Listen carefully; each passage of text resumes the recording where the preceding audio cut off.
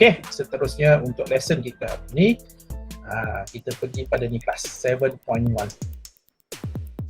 C, di mana kita akan cuba tengok macam mana nak hubungkan antara pH dan pOH dengan satu constant yang kita sebut sebagai ionic product of water ataupun KW. Nampak? Ini dia satu nilai K yang baru. Sebelum ni kita belajar KC, KP kan.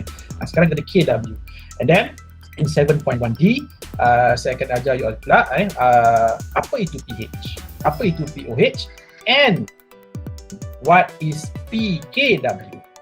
Sebab tu sebelum you nak kenal PKW, you kena kenal dulu apa itu KW. Okay? Alright.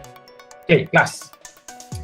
Okay, kalau you ingat lagi semalam, yesterday kita dah sentuh tentang the uniqueness of water, remember? Salah satu keunikan air apa? Air bersifat amphoteric. Maksudnya air boleh jadi acid, air juga boleh jadi base, bergantung pada dia bertindak balas dengan apa. For example, kalau water reacts with acid, water akan act as a base, dan kalau water react dengan base, water akan act as an acid. Okay, so itu apa yang dah diperkenalkan semalam lah tentang the amphoteric properties of water. Okay, seterusnya kita tengok juga air ni kelas. You dah tahu tak? Air kan, sebab air kan dia boleh jadi acid, air kan boleh jadi base. Dan kalau you nak tahu, air sebenarnya berlaku self-ionization. Mesti you rasa pelik kan, self-ionization. Maksudnya dia boleh ionize dengan sendirinya. Okay, you kena ingat tu air, water, in water juga ionize. Sebab apa? Sebab water kan dia juga ada properties of acid dengan base. Sebab tu water molecule dalam water itself dia juga akan mengalami pengionan. Cuma ionization of water ni adalah sangat-sangat lemah kelas. Sangat-sangat lemah, sangat-sangat kecil. You bayangkan kalau kita kata air ni dia punya ionization yang sangat tinggi, apa maksud dia? Air akan jadi apa? Air akan jadi strong base ataupun mungkin air akan jadi strong acid. You bayangkan kalau air jadi strong acid, air adalah strong base, so macam mana kita nak consume air? Macam mana nak minum air? You berani ke nak minum strong acid? You berani ke nak minum strong base? Jadi itulah sebenarnya air sebenarnya dia bukan strong acid, dia bukan strong base, dia adalah weak acid, dan kalau jadi base, air adalah weak base. Sebab apa? Sebab pengionan air ni dalam air adalah sangat-sangat kecil kelas. Very small. Okay? Terus you kena faham water dissociates into ions very slightly. Sangat-sangat kecil. Kalau you nak tahu nilai dia, nanti saya akan tunjukkan berapa dia punya nilai dia. Okay, tengok air. For example, you ada water. See? Water in water akan mengalami ionization. Cuma dia punya proses pengionan itu adalah sangat-sangat kecil, ataupun kita kata is very slightly, sangat-sangat kecil. Sebab tu air dia adalah lemah, dia bukannya strong acid ataupun strong base. Water adalah weak acid ataupun dia juga kalau jadi base, dia juga akan jadi weak bases. Sebab apa? Dia punya pengayunan is very small. Jadi in this case, kita tengok ini adalah bahagian air yang ionized. Nampak tak? Ini adalah bahagian water yang remains kita katakan undissociated ataupun yang tidak mengalami pengionan. Okey, dan apa yang nampak dekat sini? Air yang ionized dengan air yang tidak ionized berada pada equilibrium. Kan berada pada equilibrium. So for a system at equilibrium, dia akan ada nilai apa? Kelas, untuk satu sistem at equilibrium, dia akan ada nilai apa? Remember nilai? K. K kan? K value tu. Nilai K. Dia akan ada nilai K. Okay, cuma kalau kita write the K expression for this system, inilah untuk ionization of water ni kan, apa akan jadi nilai K ni? So you akan dapat K dia adalah concentration of hydronium ion times concentration of hydroxide. You ingat lagi tak? Sebelah kiri ni adalah liquid. So bila liquid, kita masuk tak dalam nilai K? Tak kan? Kita tak masukkan dalam nilai K untuk pure liquid, pure solid. So that's why nilai K expression for dissociation atau ionization of water ini, just ini sahaja kelas. And since ini adalah untuk ionization of water, that's why kita labelkan this K sebagai KW. W ni stands for water lah. K W. So inilah dia KW bagi air. And this KW dia ada nama dia. Sama juga macam KC dan KP kan, dia ada nama dia kan. Contohnya kalau KC itulah equilibrium constant untuk concentration. Kalau KP that is the equilibrium constant for partial pressures. Tapi kalau KW ini kita sebut sebagai, ini nama dia kelas, ionic product constant for water. Itu nama KW ni. Ionic yes. Why is the water is not included? Why is water is not included? In that equation, why H2O is not included? Kan saya dah cakap tadi juga. Tak dengar. Kan liquid juga, pure liquid. Kan pure liquid you masuk tak dalam K expression. So then aqueous, then how aqueous entering while gas only can enter it, right? Because aqueous ni concentration. Aqueous kan dia punya concentration boleh berubah. Kan liquid concentration dia remains constant, kelas berubah. Masukkan yang ideal hanyalah aqueous sahaja. Sebab concentration dia boleh jadi apa? Concentration ni dia boleh jadi untuk gases dan kita boleh guna juga concentration untuk aqueous.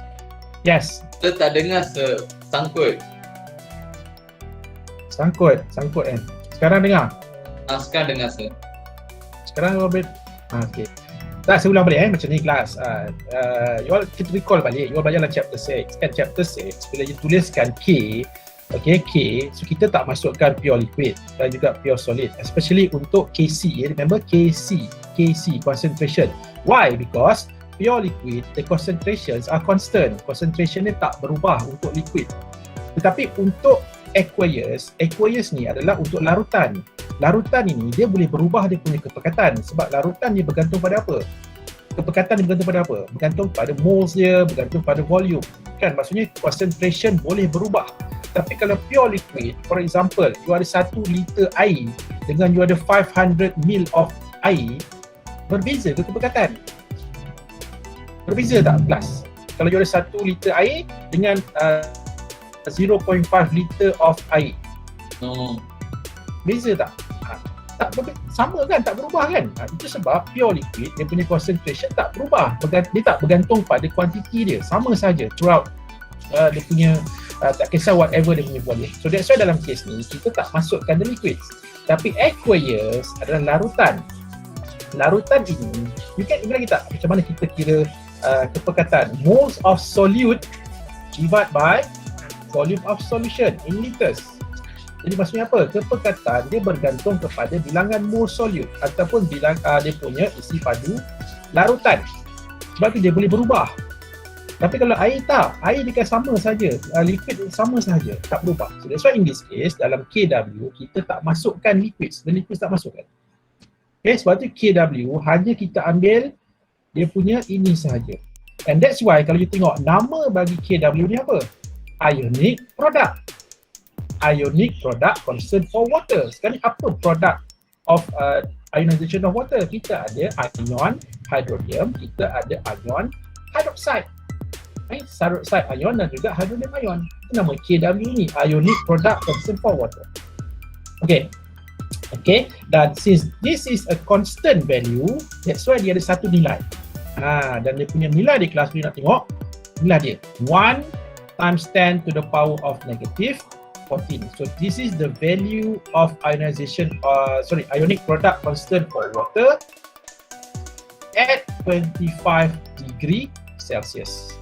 Ini kita pada room temperature lah. Pada room temperature. Macam kalau different temperature, kita dah belajar kan sebelum ni kan, different temperature K akan berubah. Tapi nilai K ini hanya untuk at 25 degree Celsius. Maksudnya pada room temperature. Ini dah nilai KW for water. Dan kalau you tengok kat sini berapa nilai KW ni? 10 kuasa negatif 14 kelas.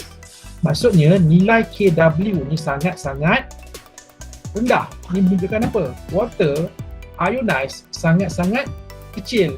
Sebab tu air ni selamat untuk kita konsum. Sebab air ni bukanlah satu strong acid ataupun strong base. Dia cuma very weak acid ataupun kalau jadi base dia adalah very weak base. Okay, itu daripada nilai KW ni kelas. Inilah yang dikatakan ionic product constant for water. Okay, dan in pure water kalau you tengok pada in pure water, okay, pure water lah air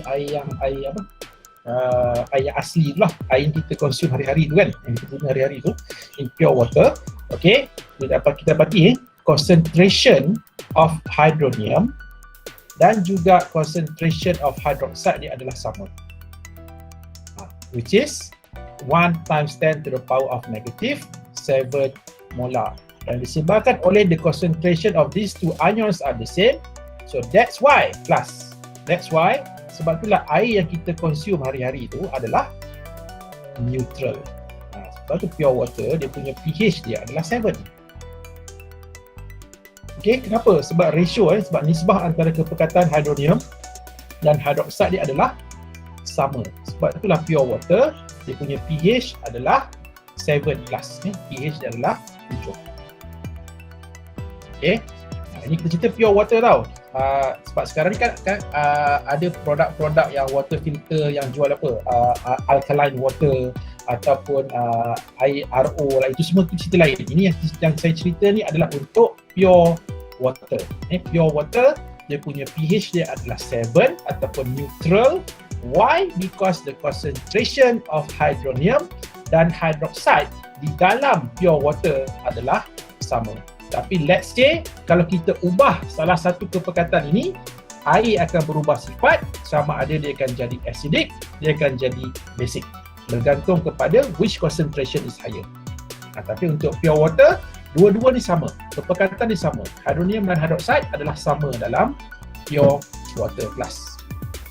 Okay, right, seterusnya ini kalau you nak tengok ni, ini saya tunjukkan beberapa contoh nilai KW pada different temperatures.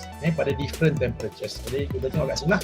Contohnya kalau pada 0 degree Celsius, so ini nilai KW.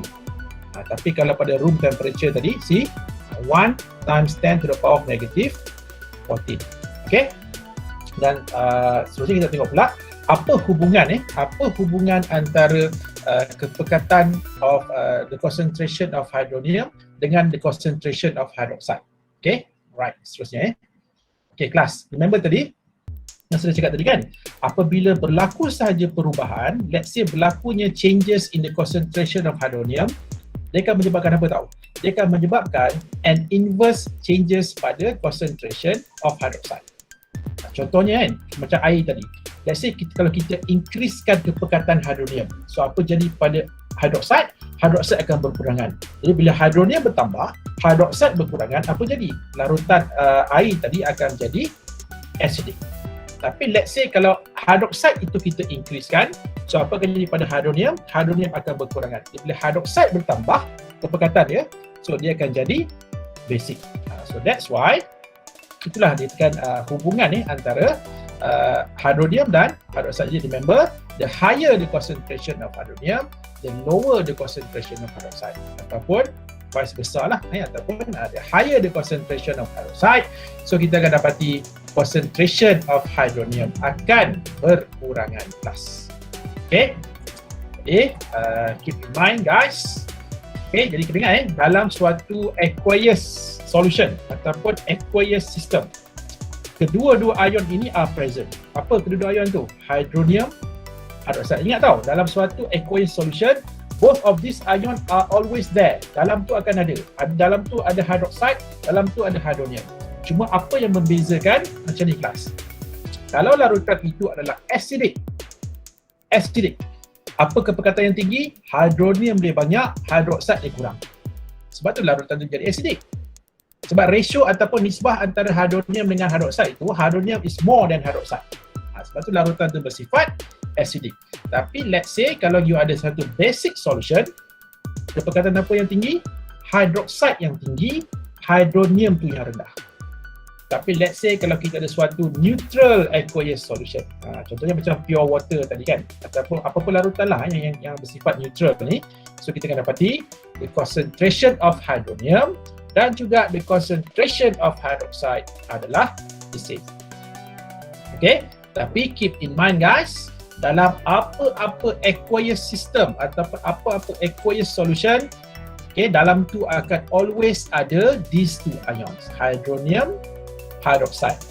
Cuma siapa lebih, siapa kurang, itu yang akan menentukan sama ada larutan itu akan jadi acidic, basic or neutral.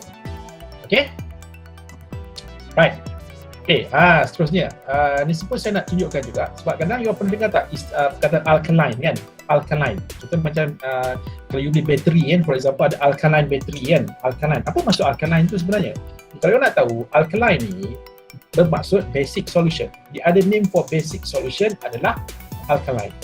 Jadi kalau contohnya you beli alkaline battery tu, maksudnya dalam bateri tu ada basic solution yang akan jadi dia punya electrolytes. Itu maksud alkaline. Biasanya alkaline ni adalah satu term yang kita gunakan nak describe basic solution. Sebab selalu ramai akan confuse apa beza alkali dengan base. Kan, apa itu alkali, alkaline, apa itu base, basic kan. So inilah dia dikatakan what is alkaline. So alkaline ni adalah the other name for ataupun the other term for basic solution class. Right? Next, kita tengok pula apa hubungan. Tadi hubungan antara hydronium dengan hydroxide. Sekarang kita tengok pula apa hubungan antara kepekatan hydronium, kepekatan hydroxide dan juga remember KW tadi, ionic product constant for water. Okay, tadi kalau kita tuliskan KW sama dengan apa? Kan, KW equals to concentration of hydronium times concentration of hydroxide. So ini KW, KW. Dan kita tahu nilai dia adalah at 25 degrees Celsius, 1 times 10 to the power of negative 14 plus. Okay, jadi from here, plus kalau kita rearrange this equation, you akan dapati concentration of hydronium equals to apa? Equals to KW divided by concentration of hydroxide. Jadi nampak tak? Sebenarnya daripada KW tu, kita boleh gunakan KW. Let's say kalau you nak, you ada soalan dan diminta you kira kepekatan hydroxide. Let's say kita dah tahu KW. Kerana kepekatan hydronium kita dah tahu, kita boleh kira kepekatan hydroxide. Ataupun, ya satu lagi lah, contohnya kita diberi kepekatan hydronium, kita diberi kepekatan hydroxide, kita diberi KW kita dah tahu, kita juga boleh kira kepekatan hydronium menggunakan this formula class, ataupun kita katakan menggunakan KW. Dan nanti kita akan buat beberapa contoh soalan tutorial you all so that you all lebih tahulah macam mana nak apply benda ni. Okay, so jadi ingat ini apa yang saya cakap tadi lah. Jadi remember, if the concentration of hydronium is greater than concentration of hydroxide, so kita akan ada suatu acidic solution. And then kalau you ada concentration of both are the same, hydronium and hydroxide adalah sama, so it is a neutral solution. And let's say kalau concentration of hydronium is lower than ataupun less than concentration of hydroxide, so kita akan ada suatu basic solution. Okay, right, seterusnya pH scale. Kita dah mula masuk pada pH. Okay, so saya rasa ramai dah familiar lah dengan pH scale ni, mana kita tahu kalau pH adalah 7, okay, it is a neutral, it is neutral. Tapi kalau less than 7, dia akan jadi acidic. Salah eja ni bukan X ni, C, acidic. Okay, and then kalau kita ada greater than 7, dia jadi alkaline lah, ataupun kita katakan dia akan jadi basic solution kan. Dia more to basic, dia jadi makin basic. Dan semakin rendah nilai pH, kita katakan acid itu jadi much stronger.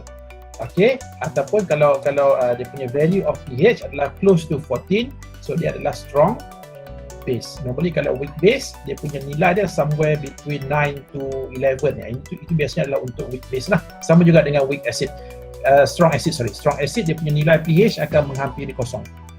Itu yang disebut sebagai pH scale class, skala pH, pH scale. Cuma hari ni kita nak tengok apa itu pH sebenarnya dan macam mana kita nak kira this pH value ni. Itu kita akan saya akan explain dalam the next slide nanti. Okay, so skala pH ni ataupun pH scale. Okay, class. So, inilah dia formula yang kita gunakan untuk nak kira pH class. Jadi pH equals to apa? pH actually is a negative logarithm ataupun negative log of concentration of hydronium. So that is pH. P ni stands for negative log lah. Itu maksud P ni adalah negative logarithm ataupun negative log. Jadi pH equals to negative log of H3O, concentration of hydronium ataupun concentration of H+. So kita ada what we call as pH, dia punya formula. Okay, and let's say kita tahu dia punya concentration, katalah dalam soalan you tahu nilai pH, and then soalan tanya apakah nilai kepekatan hydronium ion. So kita buat apa? Kita tukarkanlah daripada this equation, kita tukar pada this equation, kita reverse lah of ni kan. Let's say kalau nak kira kepekatan of hydronium ion equals to 10 to the power of negative pH. Tak apa, nanti bila kita buat soalan kita akan gunakan this formula right kan. Okay, so kita bukan setakat ada pH saja tau kelas. Selain daripada pH, ini mungkin benda yang barulah pada you all, kita juga ada POH, bukan POH POH. What is POH? Itulah negative log of concentration of hydroxide. Normally kita akan gunakan POH ni bila? When it comes to basic. Bila kita melibatkan benda-benda yang basic, kita akan gunakan POH. Okay, dah sama juga dah. Daripada POH actually kita boleh kira kepekatan hydroxide. Jadi kalau let's say you nak kira kepekatan hydroxide, sama dengan apa? 10 to the power of negative POH plus. Jadi kita boleh kira kepekatan hydroxide. Let's say kalau kita tahu dia punya POH value.